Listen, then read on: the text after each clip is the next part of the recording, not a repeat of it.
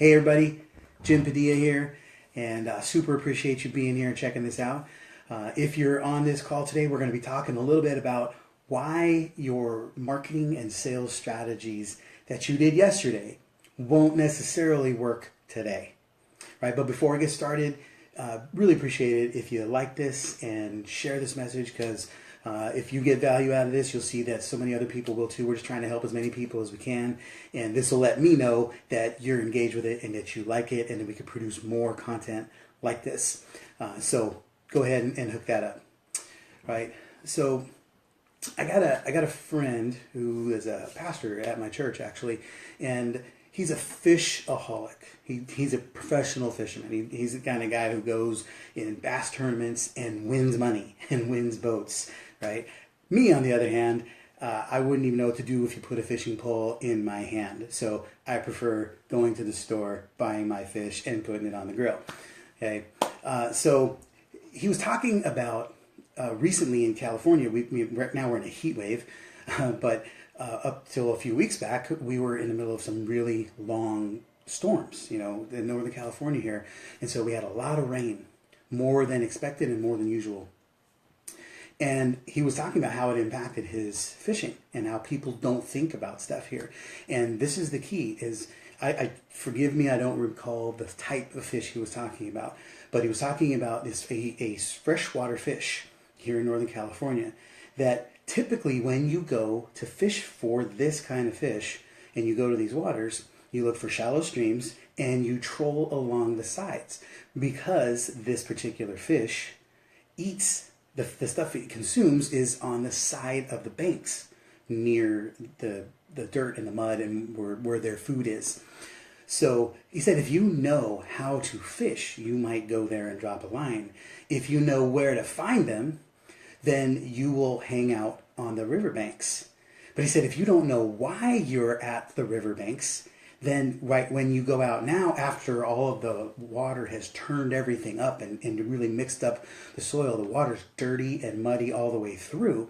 He said, and you see people trolling the banks, and he said, I go out into the middle of the banks because I know why the fish were on the side of the banks to begin with. And it's because their food is now mixed up and churned in all of the water, and it concentrates towards the middle as it's rushing because it's rushing faster. So knowing the why is vital. Okay, so I thought, wow, that is amazing, right? The people who will troll on the sides, you'll still pick up a fish or two, but I'm filling my baskets full of fish. And I thought, what an amazing analogy, right? That's a great comparison for what we do in sales and marketing. Most of the time, we all know about niche. We all know about avatars and ideal clients, which is great. But you have to know, and everybody on your team has to know, who's your ideal client, why they're your ideal client, what are the things they do. You know where to find them, and you have to know how to communicate to them. But here's the difference. You have to understand why they are where they are when you find them. So when you're fishing for your potential client, you need to know where they are and why they are there. And then you need to be clear about how you're communicating with them and why you're communicating that way with them. Okay? And that changes campaign by campaign as well. Understand where they are in that cycle. The key to this is understanding their environmental change and how that impacts their opportunity for success. So when you change the environment, it could immediately change where you look for them, right? So how does the social economical environment impact what your ideal client could or should be doing?